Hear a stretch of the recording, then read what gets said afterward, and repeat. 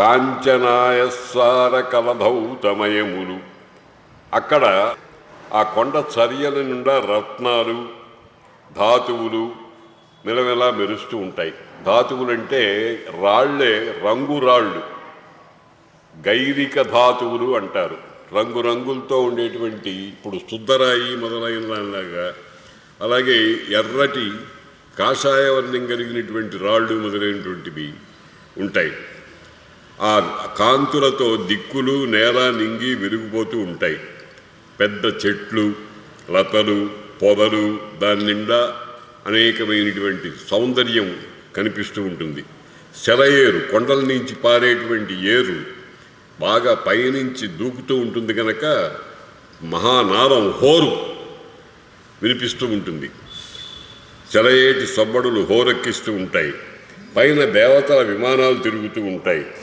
కిన్నరులు, కింపురుషులు మొదలైన దేవజాతుల వారు జంటలుగా అక్కడ క్రీడిస్తూ ఉంటారు.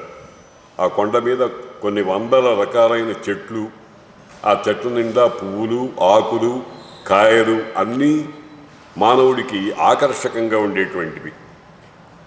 చిలుకలు, గోరువంకలు, కోకిలలు ఆ పండ్లన్నింటినీ కూడా కొట్టి అందులో ఉండేటువంటి రసాన్ని తాగుతూ ఉంటాయి. తేనెటీగలు నిరంతరంగా తిరుగుతూ ఉంటాయి. విద్యాధరులు మొదలైనటువంటి దేవజాతుల వాళ్ళు భార్యలతో సహా పిక్నిక్ లాగా అక్కడ తిరిగి కొంచెం విహరిస్తూ ఉంటారు. అటువంటి కొండకు దగ్గరగా ఒక పెద్ద అరణ్యం ఉంది, చాలా పెద్ద అరణ్యం. ఆ అరణ్యంలో ఏనుగులు మందరుగా తిరుగుతూ ఉంటాయి. ఆ ఏనుగులు ఎంత ఎక్కువగా ఉన్నాయంటే 10,00,000,000,000 అన్నారు. 10,00,000 కోట్ల ఏనుగులు ఉన్నాయి అక్కడ. అవి తర్వాత ప్రస్తావనలో వస్తుంది. ఆ ఏనుగుల గుంపులు పగలు సూర్యునకు భయపడి గుహలలో దాక్కుని సాయం సమయంలో కొంచెం ధైర్యం తెచ్చుకుని వెలుపులకు వచ్చే చీకట్ల కుప్పల్లాగా ఉంటాయట. ఏనుగులు నల్లగా ఉంటాయి కదా, అందుకని చీకటితో పోలుస్తూ ఉంటారు. ఈ చీకటి సూర్యునికి భయపడి కొండ గుహల్లో దాక్కొని సూర్యుడు అస్తమించేటప్పటికి మనకి బాగా తిరగటానికి అవకాశం వచ్చింది అని బయలుదేరి వస్తూ ఉంటారన్నమాట. సింహాలు వాటికి లెక్కలేదు, పిడుగులు పడినా చెదరవు, బెదరవు. ఆ ఏనుగులు విచ్చలవిడిగా తిరుగుతూ ఉంటే పులుల గుంపులు మొదలైనటువంటివి అటు ఇటు అణిగిపోయి ఉంటాయి. పెద్ద పెద్ద కొండ చిలువలు అవి తిరుగుతూ ఉంటాయి. అలాగే చమరీ మృగాలు, తోక విసనకర్రలాగా ఉంటుంది. అటువంటి చమరీ మృగాలు మొదలైనటువంటివన్నీ కనిపిస్తూ ఉంటాయి. అటువంటి ఒక పెద్ద మహారణ్యం. ఏమన్నా ఇబ్బంది ఉంటుంది? ఆ మహారణ్యం ఉంది. అటువంటి మహారణ్యంలో ఏనుగుల గుంపు ఒకటి ఉంది. దానికి అందులో చాలా ఆడ ఏనుగులు, ఒక్క మగ ఏనుగు. గజేంద్రుడు, గజము కాదు, గజ ఇంద్రుడు, రాజు. అన్ని ఏనుగులకు చక్రవర్తి లాంటివాడు. అవి ఏనుగుల మందతో బయలుదేరింది, విహారానికి బయలుదేరింది. ఆ ఏనుగులన్నీ గుంపులుగా బయలుదేరుతూ ఉంటాయి. ఇప్పుడు కూడా అక్కడ చిత్తూరు జిల్లాలో పుంగనూరు ఆ ప్రాంతాల్లో ఏనుగులు గుంపులుగా వచ్చి పొలాల మీద వాటి మీద పడి ఒకరిద్దరు మనుషుల్ని కూడా చంపేసినాయని మనకు అప్పుడప్పుడు వార్తలు వస్తూ ఉంటాయి. ఆ రకంగా తిరుగుతూ ఉంటే ఒక ఏనుగు బయలుదేరింది. అటకాంచన్ కరిణీ విభుండు నభఫుల్లాంభోజ కల్హారమున్ నటవిందీవరవారమున్ కమఠ మీనగ్రాహ దుర్వారమున్ వటహింతాల రసాల సువనో వల్లీ కుటీ తీరమున్ చెటులోద్భూతమరాళ చక్రబక సంచారంబు కాసారమున్. ఆ ఏనుగు గారికి ఓ పెద్ద జలాశయం కనిపించింది. చెరువు, సరోవరం అంటాం. చెరువు మనం చక్కగా తయారు చేసుకుంటే సరోవరం మెట్లు అవి కట్టి తయారు చేసుకుంటాయి. లేకపోతే మామూలుగా ఊళ్ళో ఉండేటువంటి వ్యవసాయానికి త్రాగునీటికి చెరువులు తవ్వించుకుంటూ ఉంటారు. పూర్వకాలపు రాజులు చెరువులు తవ్వించడం అనేది కూడా ఒక సంక్షేమ కార్యంగా పెట్టుకున్నారు.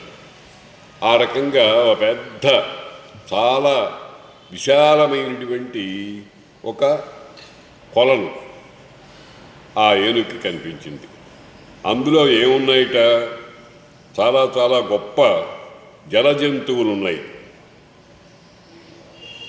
చేపలు, మొసళ్ళు మొదలైనటువంటివి, తాబేళ్ళు, కమఠములు, కమఠ, మీన, గ్రాహ, దుర్వారము, అలాగే అనేక విధములైనటువంటి పండ్ల చెట్లు దాని చుట్టూ ఉన్నాయి. మామిడి చెట్టు మొదలైనటువంటివన్నీ కూడా. అందులో హంసలు ఉన్నాయి, చక్రవాకాలు అనేటువంటి పక్షులు ఉన్నాయి, కొంగలు మొదలైనవి తిరుగుతూ ఉంటాయి.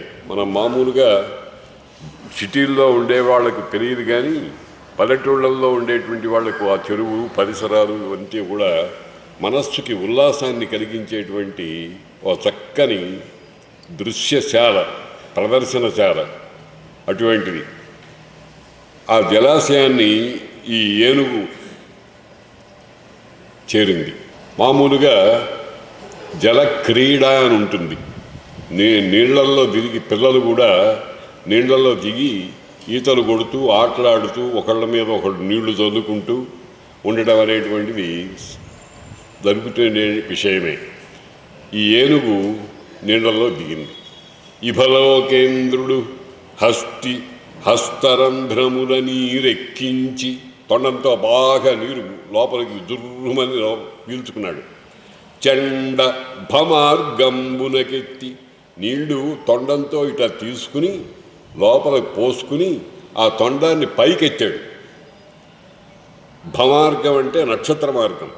చెండ భమార్గంబునకెత్తి నిక్కి, మామూలుగా బాగా ఒక ఊపు రావాలంటే మనం ముందర కిందకి గుంజుకుంటాం.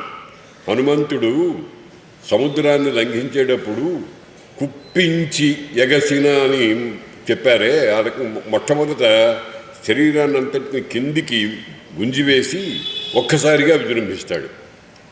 ఆ రకంగా ఈ ఏనుగు కూడా నిక్కి వడి నుడ్డాడించి పై జిమ్మునారభటిన్, ఆ నీళ్లు తొండంలో తీసుకున్న నీళ్లు పైకి వైపు తొండం పెట్టి దుమ్మని ఒక్కసారి విసిరు కొట్టింది. ఆ విసిరు కొడితే ఆ నీళ్లు ఆకాశంలో ఎక్కడో గ్రహమండలంలో ఉండేటువంటి మీనరాశిని, కర్కాటక రాశి మొదలైనటువంటి వాటిని పోయి పట్టుకుందిట. అంత దూరంలో ఆ రాశులు ఎక్కడో కొన్ని వేల మైళ్ళ దూరంలో ఉన్నాయి. అంటే ఇదంతా ఆ అతిశయోక్తి అని అలంకారం ఉంటుంది. చాలా పెద్ద, కొంచెం పాటిదాన్ని పెద్దగా చేసి చెప్పడం అనేటువంటి అతిశయోక్తి అలంకారం ఉంటుంది. ఆ రకంగా ఉంది. గజరాజ్ ఆ ఆడ ఏనుగులన్నీ ఈ గజరాజు మగ ఏనుగు మీద కొండాలతో నీళ్లు చల్లుతున్నాయి. అదొక క్రీడ, జలక్రీడ. మనుషులు కూడా ఈత కొడుతూ ఉంటారు. ఆ ఈత అనేక విధాలుగా ఉంటుంది, ఒక విధంగా కాదు, అనేక విధాలుగా ఉంటుంది.